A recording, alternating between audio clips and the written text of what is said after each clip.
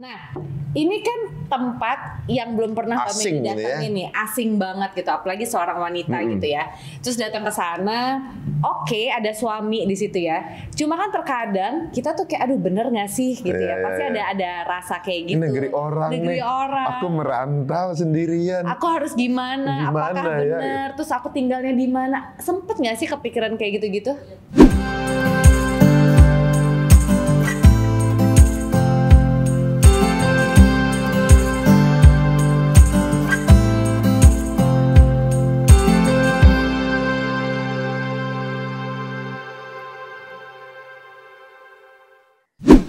Sempat ada kayak gimana kalau misalnya sampai sana ternyata suami saya rumahnya di mana dan apa saya dijual gitu. Enggak ada. Bercanda. Cuma memang saya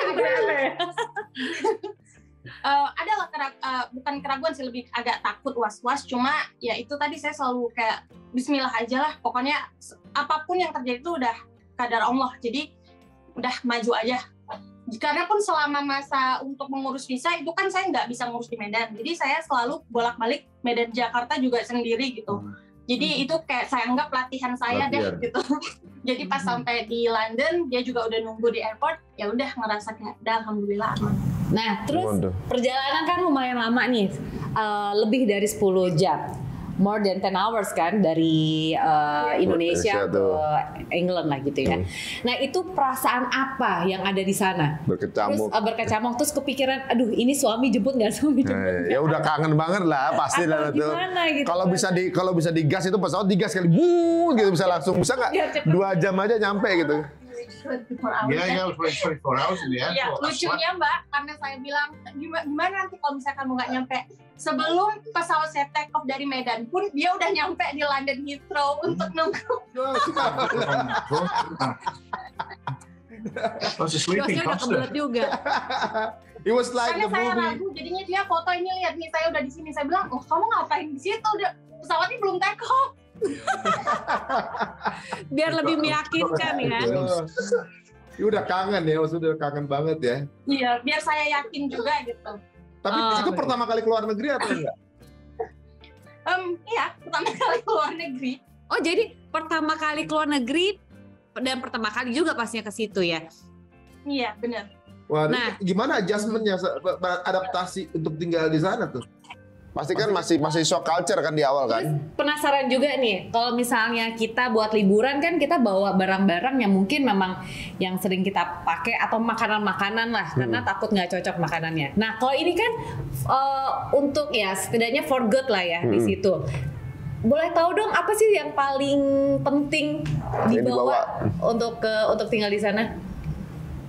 Ya jadi sebelum saya pindah, before I move, I did a lot of research. Jadi sebelum saya pindah, saya udah nge-googling dulu nih Mbak. Ini nanti di sana waktu saya nyampe, musim apa, pakaian seperti apa yang harus saya pakai. Terus kalau makanan sih, alhamdulillah saya ngerasa nggak usah takut sih. Di sini tuh udah banyak banget makanan Asia, mau yang halal dan halal semuanya ada. Jadi makanan saya sama sekali nggak bawa apa-apa, cuma pakaian tebal aja. Karena waktu saya sampai itu winter. Terus kalau mungkin yang lebih penting yang harus kita siapkan itu lebih ke mental dan bahasa sih. Jadi bahasa itu Masya Allah aja, saya dari kuliah pun di tempat perkuliahan bahasa pengantarnya itu bahasa Inggris, dan juga ada dosen-dosen yang dari Australia, dari Kanada gitu. Jadi ya bukannya saya bilang kayak oh saya udah keren banget, enggak, tapi udah adalah latihan-latihan sebelum saya pindah dimudahkan ya. Iya, cara berkomunikasi gitu. Oh, and just when after you married with Manny, and how is your society, your friends, your colleagues, and founder that probably founder you have a wife from Asian. Is there any culture shock there? Probably. Not at all. I mean, it's in the UK. There's so many different sorts of people and cultures that it's just like it's the normal. It's like a normal thing, you know. I mean, there's so many, like for example, the school that our children go to. There's like so many different, different cultures and different races and different religions and different peoples. That it wasn't really a problem. There was a bit shocked, like as if well, you've gone all that way to sort of get married, not understand it. But there was no real sort of, semua dimudahkan semua ya. Masya Allah, Masya Allah. Nah, Mbak Meni, kalau kita ya, kalau misalnya orang Indonesia, terkadang kalau misalnya pernikahan awal-awal, biasanya kita tinggal di rumah orang tua. Kalau di Indonesia. Nah, kalau di sana tuh tradisinya gimana sih? Apakah juga sama, masih tinggal living together with your parents, Jos, or lebih separate aja? Pisah? Iya. Jadi aku nggak bisa bilang mewakili semua orang yang menikah dengan orang UK itu seperti saya, Mbak. Tapi kalau di saya waktu kita baru pindah, kita tinggal we live with your mom for 2 years. Karena maminya juga single father, jadi maminya bilang kalian stay aja sambil nabung untuk punya tempat sendiri. Tapi walaupun kita stay bersama juga tetap kayak ya kita beli apa-apa semuanya sendiri, kita tetap bayar lah. Judulnya aja sih sebenarnya kayak tinggal sama orang tua, dikira mungkin gratis ya, tapi sebenarnya kita juga sama-sama keluar uang. Tapi bedanya kita lebih kayak ada uang lebih nih untuk ditabung untuk kedepannya gitu. Dan saya juga mamanya bilang kan saya baru pindah, takutnya kalau langsung tinggal sendiri nanti kamu agak susah adjustmentnya di sini. Beradaptasinya gitu. Jadi saya pikir ya udah nggak apa-apa, kita tinggal dulu sama mami. Setelah 2 tahun alhamdulillahnya udah pindah ke tempat sendiri. Oh, nah kalau untuk lingkungan tempat tinggal di sana, apakah udah terbiasa dengan Muslim atau gimana tuh daerah yang kalian tinggal? Jadi waktu yang di tempat daerah maminya dulu itu semuanya white, Mbak. Jadi jarang banget kita bisa ketemu orang yang kayak hijab atau berbeda ras. Tapi alhamdulillahnya di mana kita tinggal sekarang ini banyak banget muslimnya, bahkan salah satu konselor, maksudnya petinggi di bidang politiknya yang di daerah ini tuh muslim. Jadi udah banyak juga kayak apalagi London contohnya kan wali kotanya itu muslim ya. Muslim. Di sini juga di tempat kita Doncaster juga Majid kan teman masjidnya Jos, itu dia juga salah satu orang yang lumayan punya power politik lah di sini gitu. Jadi tergantung daerahnya juga gitu di sini. Jadi kalau misalnya memang daerahnya agak lebih kecil gitu, maksudnya kota-kota kecil itu biasanya kebanyakan orang-orang asli, jarang banget ada muslim. Tapi kalau ke kota yang agak lebih besar itu udah biasa banget lah mereka melihat muslim, tapi tetap aja ada yang namanya Islamofobia gitu kayak. Itu normal ya. Nah, berarti secara pengalaman ya, apalagi tinggal 2 tahun di daerah yang memang di penduduk asli, pernah nggak sih Mbak Mei ini ngerasain mungkin pengalaman yang kurang enak gitu ya? Ada mungkin Islamofobia atau intimidasi gitu, apa intimidasi gitu? Mungkin racist or something lah gitu. Ya. Ada sih Mbak, kayak belum lama sih, jadi 3 minggu yang lalu saya lagi beli susu, terus ada bapak-bapak kulit putih sama anaknya sama istrinya, dia bilang kamu ngapain di sini nggak ada susu unta. Terus saya kayak hah?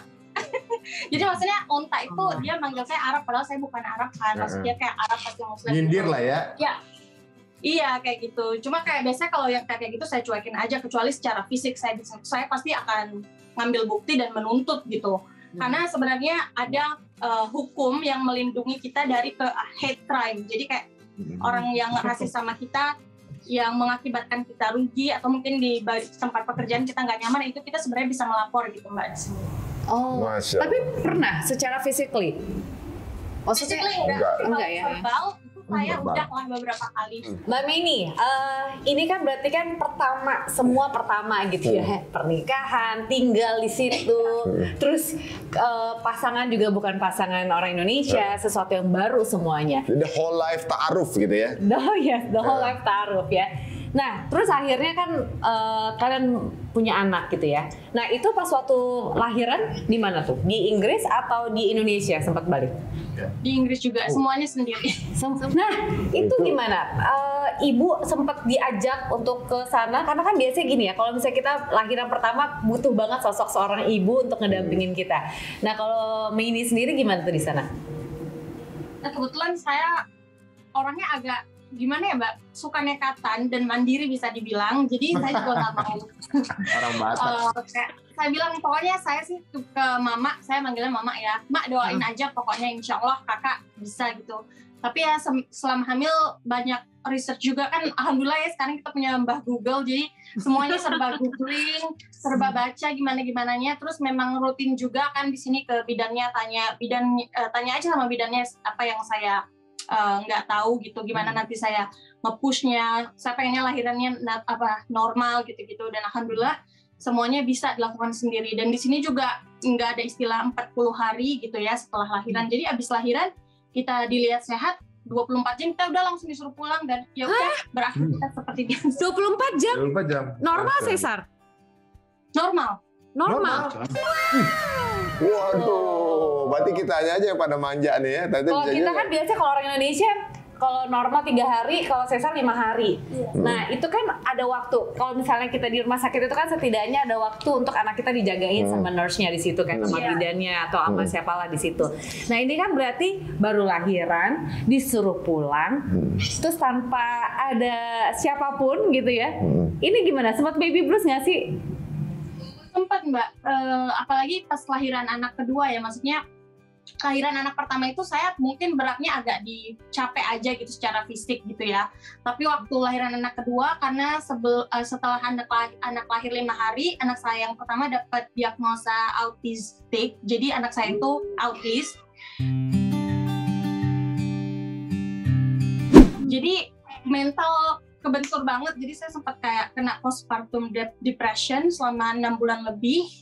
Sampai agak berat juga sih, cuma alhamdulillahnya ada terapis, suami juga selalu support, jadi bisa terlewati. Tapi itu benar-benar momen yang lumayan gelap lah untuk hidup saya nggak pernah ngerasain perasaan yang seperti itu gitu, kayak ada perasaan capek abis melahirkan, terus takut, ini anak saya autis itu apa ya, saya nggak paham gitu gimana. Pokoknya gitu deh, kacau banget deh waktu yang setelah lahiran kedua. Tapi waktu kelahiran pertama itu amazing sih, walaupun saya capek, tapi excited banget kan, baru pertama kali nih punya anak, jadi kayak jadi kayak excited aja gitu. Okay, just as an imam, as a father, so you have any program or any the plan for your family? Is there a projection for your family that how you grow your kids and where to go to school and things like that? The ultimate thing that I like to try and instill in my children is just kindness, just to show kindness to people. And if they can show kindness to people, yes, of course I want them to grow up and have good jobs and be successful. But even if they do a low-paid job and they're not successful economically, if they're kind to people, I'll be happy with that. But if they grow up and they're very rich and they've got loads of money but they're not kind to people, then I would be unhappy with that. And above all, I just want them to be happy and to be able to grow into themselves and to be able to grow into an Islamic identity as well. In terms of our plans for the future, we don't know what they will be. I mean, our plan ultimately would be when we retire, to retire in Indonesia. When the kids are older and stuff like that, inshallah. So that would be the ultimate. That would be the ultimate plan. But in terms of, we never know what's going to happen. We never know what the future brings. You've just got to live each day as it comes and just deal with each situation as it comes along and do your best and just keep faith in the Qadr of Allah. So what is your favorite prayer for your family? Well, I usually do my own prayer where I pray for. I say, oh Allah, thank you for all that you've done for me. Without you, I wouldn't be anything. I would have no success. How about things that you ask? And when I just ask for good health for my family. I ask for forgiveness for any wrongs that we commit, and to keep us on an Islamic identity and to keep us on the Islamic faith, and to just thank for whatever the sustenance that we get from Allah, and just gratitude, shukr for what we've been given. And at the end of it, I say, look, I can't ask you for any more than what I already have, because I've got everything that I want, really. I mean, there's nothing more that I could really ask for reasonably from Allah. Other than forgiveness. Other than forgiveness. Oh, Masya Allah. Nah, ini kita juga lihat nih di Instagramnya bahwa ternyata Jos ini masih ikutan kelas, ya mungkin tentang pendalaman tentang Islam. Boleh tahu nggak kelas apa sih? Apakah kelas kalau kita di Indonesia kan mungkin kelas tahsin, kelas Quran atau apa? Atau kelas parenting. Gitu. Nah, boleh tahu nggak Jos di sana sekolah apa tuh ya? Loads of things. We learn the seerah, so we learn a lot of about the life of the Prophet Sallallahu Alaihi Wasallam. We learn about the Quran and circumstances on which certain revelations were revealed and what they mean. After you get married, I mean, when you back and forth to Indonesia for the process to get married, have you ever gone to Indonesia for traveling, for a vacation to Bali or to anywhere else in Indonesia? Or maybe selama 8 tahun pernikahan udah balik berapa kali nih ke Indonesia? Once. We come back once 2017. Memperkenalkan anak pertama. Waktu mau balik lagi 2018-19 itu lagi hamil, jadi sebenarnya nunggu. Tapi kayaknya 6 bulan setelah lahiran itu COVID dimulai, jadinya sampai sekarang kita belum pulang. Insya Allah di tahun ini. Iya. Pada tahun ini. Dia belum pernah ke Bali dong ya? Belum, Mbak. Maini and Joss, ini kan selama 8 tahun pernikahan, ya namanya hubungan suami istri kan pasti biasalah ada cekcok gitu ya, berantem, itu biasalah. Nah tapi ini kalian kan beda culture gitu ya, biasanya itu yang memicu mungkin pertengkaran, apakah miskomunikasi, apakah ada miskomunikasi atau seperti apa biasanya terjadi? Sebenarnya bukan hal-hal besar sih Mbak, biasanya nge-trigger kita untuk berargumen itu misalnya, Joss itu, you always leave the door open. Jadi dia selalu itu semua lelaki kayaknya. Nah iya, jadi kayak hal kecil gitu ya, kayak why you keep doing this, bla bla bla. Terus dia kayak yang biasa aja kali, kayak nggak marah. Terus kan makin marah ya, gitu kayak. Nyolot ya, boleh nyolot juga ya. Iya, padahal mendingan dia diam aja kan. Tapi karena dia bilang biasa aja kali, jadi kan akunya makin kayak lah dikasih tahu kok gitu sih, hal-hal kecil kayak gitu Mbak. Cuma alhamdulillahnya nggak pernah yang sampai parah banget ya, paling kayak ya itu hal-hal kecil yang memicu kita. Mungkin pernah sih agak berat itu waktu ya itu tadi, anak kita kan didiagnosa dengan autism spectrum disorder.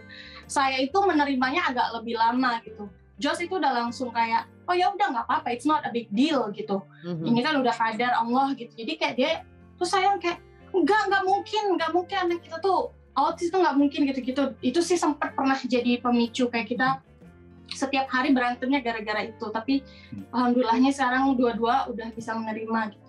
Nah ini menghadapi cobaan lah gitu ya, mungkin ya kita bisa bilang ujian pertama lah untuk kalian gitu. Apalagi Maini mungkin butuh waktu untuk nerima bahwa anak didiagnosa seperti itu. Nah apa yang membuat Maini akhirnya accepted gitu, menerima itu semua, dan juga apa yang sudah dilakukan, terapi-terapi apa yang dilakukan sampai sekarang? Iya, jadi kalau misalnya terapi, kita ada occupational therapy, jadi kayak ngajarin anak kita buat mandiri gitu, kayak hal sesimpel cara pakai sepatu, tapi itu pun dia masih agak kesusahan sih. Terus speech juga terapis, terus di sekolah dia pakai guru yang satu guru memang untuk dia sendiri. Iya, dan aku bisa menerima itu ketika aku menyadari bahwa ya memang semuanya itu Allah udah tuliskan gitu. Ketika saya marah berarti saya durhaka sama takdirnya Allah gitu. Di situ saya ya udah ini jadinya bisa menerima, dan suami juga selalu alhamdulillahnya selalu membimbing, bilang kayak gak ada gunanya kamu marah sama keadaan gitu-gitu. Dan saya juga sadar banyak sekali support secara profesional di sini yang bisa membantu anak saya. Jadi instead of saya mikir yang aneh-aneh dan negatif, saya lebih fokus aja gimana bisa mendukung si anak ini untuk mencapai potensi dia secara maksimal. Masya Allah. After you guys get married, then what is the uniqueness that you guys just found out? I don't know. I mean, we got to know each other really, really well before. What's the uniqueness? But in terms of, I don't know, maybe your personality or something, or my personality or my habits. Well, you probably found out I have like things that I become obsessed with. Oh ya, jadi Joss itu kalau udah suka sesuatu dia bisa obses banget Mbak. Jadi waktu aku pertama kali pindah kemari, kita kebetulan kerjanya sama di satu perusahaan. Jadi kita pulang pergi juga bareng gitu, pokoknya bareng-bareng terus. Nah saat itu dia lagi terobsesi minum coklat milkshake. Dan itu harus yang merek itu, harus setiap hari pulang dan pergi. Dan pernah satu hari mereka nggak punya stok, dia marah, bener-bener marah. Kayak saya pikir, ini aneh banget. Enggak, kan dibalikin lagi dong. Biasa aja lagi gitu. Jadi dia obses gitu. Terus setelah coklat milkshake dulu ke pizza. Habis pizza ke emas. Habis emas sekarang parfum. Jadi koleksi parfum sama foodnya itu, ya Allah ya Tuhan. Banyak banget. And what about her? What about her, Jos? What about me? What's funny? I don't know really. You say I have big sisters. Oh yeah, she's got like she mainly very much like supposed to be like in charge. You know, like she's very much like sort of like big sister syndrome. Actually, I call it. Whereby you know, like a big sister bossing around like a little brothers, but in a nice way. Mungkin karena anak pertama kali ya, jadi kayak gitu. Yeah. Iya, jadi saya suka Jos dan terus dia bilang kok kamu kayak kakak daripada kayak istri gitu. Yeah. Jos, that's woman thing. Exactly. Yeah, this is true. This is exactly what happens in every family. Yeah. Yeah. Well, this sometimes is it. a guy like a lion outside the house, but inside the house they're a cat. Yeah, exactly. They've got to like, oh, scared. Yeah, exactly. And then among you two, which one is it as more jealous to each other? Probably me. I'm more jealous. Yeah, definitely. You know, definitely. I think it's important though to have that because it shows it shows love at the end of the day, and it shows that as long as it's not taken to a toxic level where you like. I mean, there's got to be trust there as well. Like, Maney can like be on the phone, do what she wants. I'm not like who are you calling and who are you talking to. But you know, if there was another guy like talking to Maney, I would maybe I'd go over and I'd be a bit jealous. I'm like, you know, what are you doing talking to my wife, sort of thing. But yeah, I think it's important to have that because it shows that there's feelings there. But as long as it's not taken to a level where you're controlling the other person, because it's important that both parties have got freedom to be able to be trusted and you know talk to who they want and do what they want.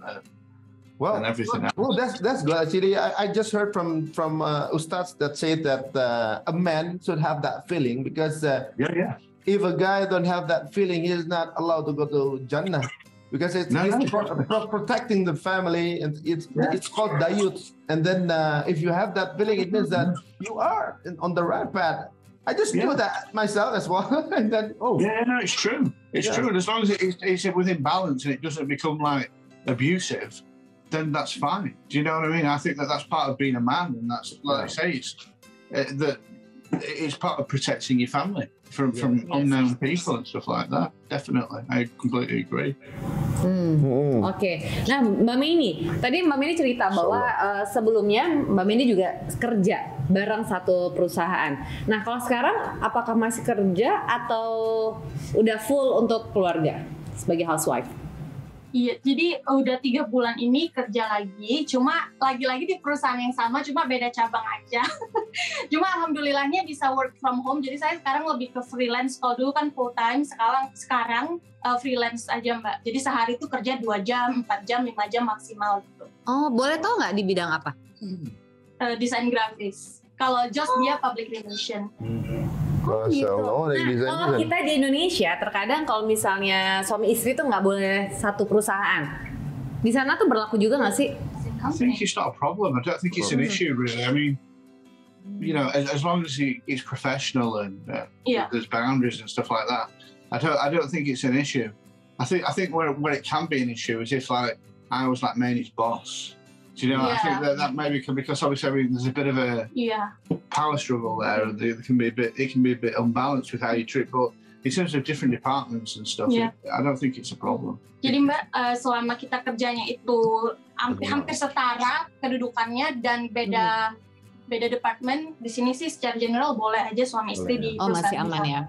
Nah, ini kan kita udah ngebahas tentang cinta, ngebahas tentang kehidupan di sana. Kita belum bahas tentang biaya kalau tinggal di luar negeri itu kayak gimana sih? Soalnya gini, kayak kehidupan kayak Mbak Meni ini walaupun banyak kesulitan gitu ya, walaupun mungkin ya namanya berkeluarga apalagi di negeri orang.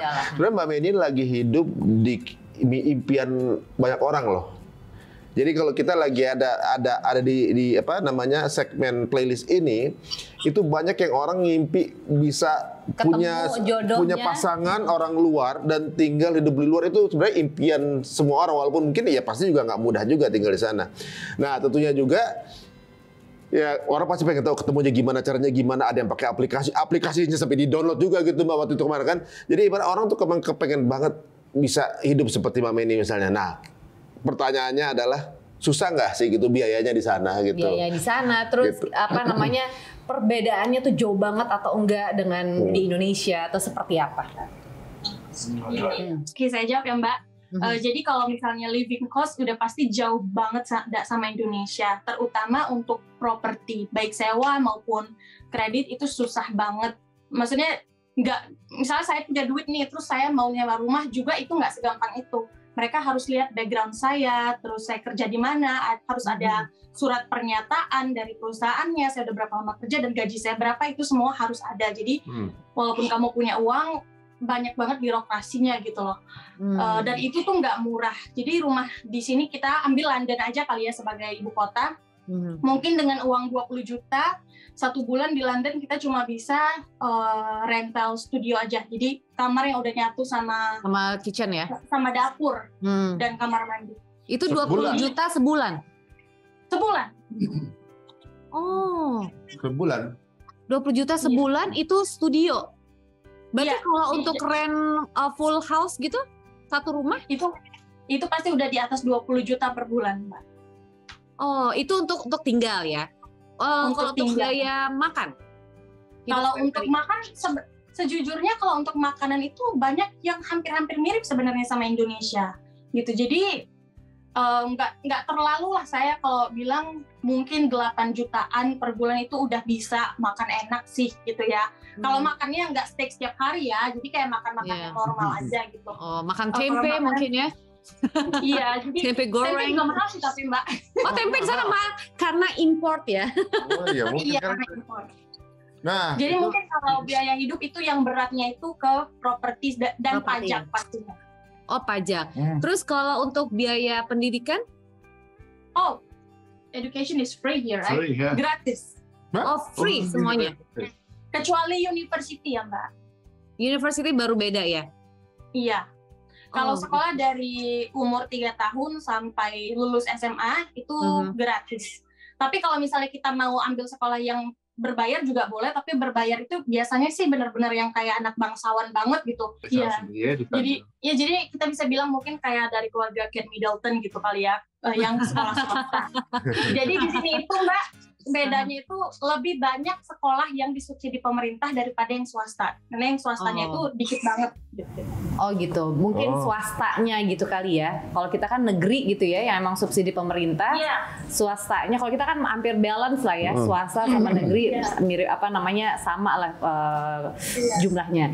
Nah, terus tadi kita bicara tentang pengeluaran. Tapi kalau untuk pemasukan otomatis juga lebih besar dong, atau gimana? Iya sih. Salary is quite high here. It depends because I mean, like. Tergantung juga sih, Mbak. In relation to the what things cost. Iya. Nah, kalau dihitung sama Indonesia pasti lebih mahal lah ya. Compared to Indonesia. Iya, kalau kita bandingin sama Indonesia, masya Allahnya jauh banget gitu. Tapi again, dengan pengeluaran itu, kalau gaji kita standar juga ya udah gitu, biasa aja kehidupannya. Masih bisa gitu ya. Iya. Oh, maksudnya dengan kita pengeluaran yang tadi Mbak Meni cerita, tapi dengan pemasukan yang ada itu pun bisa tercukupi semuanya seperti itu ya?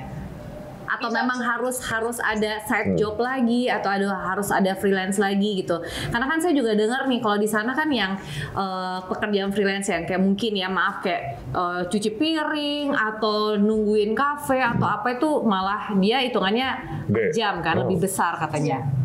Memang di sini semua pekerjaan itu per jam ngitungnya. Jadi kalau minimal itu paling rendah sekitar 9-10 pound sterling per jam. Itu mungkin kita bisa bilang berapa ya rupiahnya itu mungkin 200-an ribu something per jam.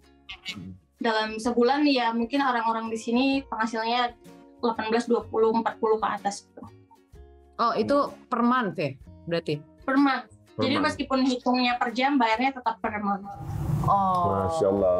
Jadi memang ya itu iya ya. ya, buat teman-teman. Yang kepengen hidup seperti Wameni ini mungkin ya, berarti meningkatkan kualitas dan kapasitas diri ya, memantaskan diri, kemudian juga ya pasti ya, kemudian mencoba untuk interaksi ke dunia internasional juga, entah itu via sosial media atau juga mungkin apa namanya ya banyak get in touch lah sama dunia luar gitu. Insya Allah mungkin bisa apa namanya punya kehidupan seperti ini. Walaupun sebenarnya juga nggak gampang ternyata ya, tapi tetap aja ini sesuatu perjuangan yang insya Allah ya mudah-mudahan endingnya mereka kayaknya apa hidupnya happy, tenang gitu ya, bisa ngelewatin apa namanya hal seperti itu. Nah ini kita ikut happy nih dengan keluarga kalian nih, ibaratnya ya apa namanya banyak cobaan ya, tapi semua bisa dilewati dengan baik gitu. Nah, ini saya mau nanya khusus sebagai sesama ibu nih ya, dan juga ibu-ibu lainnya yang ada di seluruh dunia, around the world gitu ya. Ada aja ibu. Iya, karena ini kan kalau misalnya kita urusannya sama anak, pasti kan konsentrasi kita full untuk anak kita. Apalagi Mbak Meni dikasih apa namanya hadiah yang luar biasa ya, hadiah plus ujian yang luar biasa mengenai anak didiagnosa autis gitu ya. Nah ini mungkin tips ya buat Mbak Mei, apa buat seluruh ibu di dunia ini gitu untuk menghadapi ini semua. Mungkin tips bagaimana untuk maintain gitu anak.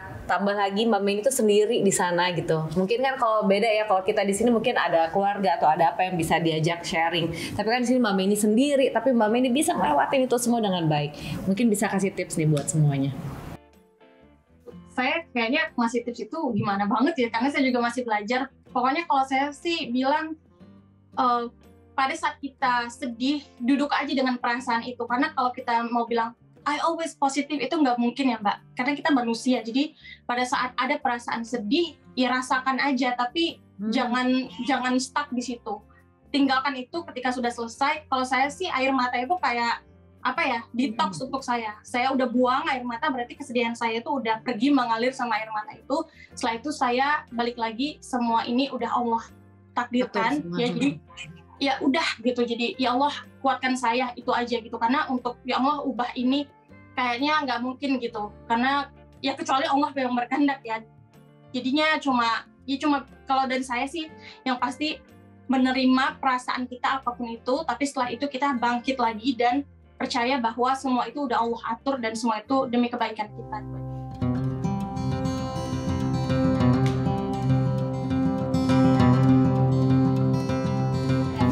Masya Allah. Okay, Benny and Josh, this one last thing.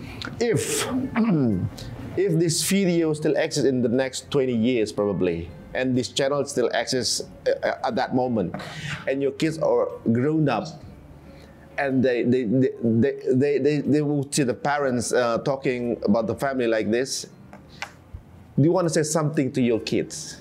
I mean, your message from now, time travel to the future. When they found out, oh, this is the message from my dad. We don't know that still. We still exist or not. But I hope that this conversation could last as long as it is. Inshallah, inshallah. So, do you have any message for your kids in the future? Pretend that this camera is your kids, probably. Hi, Khalid and Rosie. Hi, Khalid and Rosie. I've said, I hope you're happy. I hope you're happy and healthy. We love you so much. And we love you. And just remember Allah and remember each other and love each other and know that we love you very much and hopefully we're still around. Itu aja sih. Masya Allah, Masya Allah. Masya Allah. Masya Allah ya. Mudah-mudahan ya kita, insya Allah kita juga bisa melihat mereka tumbuh, kita melihat mereka menikah, punya anak semuanya, dan kita tetap bisa bareng-bareng terus insya Allah. Amin ya. Pesan simple tapi mengena, emang itu yang diinginkan. Bagaimana anak-anak kok pengen jadi insinyur, pengen jadi mereka keluarga yang aku kepengen kalian semua happy. Ini Masya Allah luar biasa. Terus selalu ingat sama Allah. Ingat sama Allah. Luar biasa. Oke, sebelum berpisah Mbak, ada salam mungkin keluarga di Medan mau disalamin? Oh, can I greet my family? Yeah, go our ahead. family actually. Yeah. Ma, Pa, Tunggu kita pulang kampung ya. Terima kasih untuk Mbak Feni dan Mas Ari memberikan kita kesempatan juga. By the way, mama saya fansnya Mas Ari. Mas siapa namanya? Mas siapa? Mas Ari Untung. Tuh, Mama anaknya nih jauh di Inggris. Mama siapa namanya? Mama siapa? Mama Rosmayanti. Mama Rosmayanti. Kita udah ketemu anaknya, Mama belum. Waduh. Tapi sering-sering ini ya, apa video call or apa gitu sama Mama? Oh iya. Tadi lo mantu belum ngomong buat Mama mertua Oh nih. ya, Mama lagi. Itu. Assalamualaikum. We'll see you soon, inshallah, later this year. And yeah, Khalid and Rosie miss you, and we'll see you soon. Inshallah. Insya Oh ya, Mama udah pernah ke tempatnya Mei ini belum sih? Belum Mbak, jadi kita masih lagi proses. Soalnya pengennya Mama stay di sini agak lama. Jadi salah satu persyaratan visa itu kan di sini harus lulus IELTS ya. Karena Mama saya masih di bawah 50 juga. Katanya kalau udah di atas 50 tahun nggak usah pakai tes bahasa Inggris. Nah, jadi kayaknya kita nunggu aja nih sampai Mama nggak perlu tes bahasa Inggris lagi biar Mama bisa stay di sini. Oh iya, di atas iya, 50 tahun iya. baru. Mama Rosmayanti lagi les bahasa Inggris ya, Mama Rosmayanti ya. Iya. Lagi ngapain, Mak? Lagi les, bahasa lagi les, Inggris, lagi gitu les. kan. Luar biasa. Oke. Maini dan juga Joss, thank you so much for your time. Very much. Thank you, Pak. Ini Masya Allah luar biasa, semoga menginspirasi, insya Allah bisa jadi pahala jariah. Ya, jadi pahala sama Allah, the grand for Jannah, insya Allah. Mudah-mudahan banyak menjadikan contoh-contoh positif, menambah semangat ya untuk orang-orang yang ada di Indonesia juga. Bagaimana kemesraan dari pasangan ini menginspirasi masyarakat Indonesia. Oke, thank you ya Joss. Sekali Thank you, lagi, Joss. Maini juga, Thank you, Maini.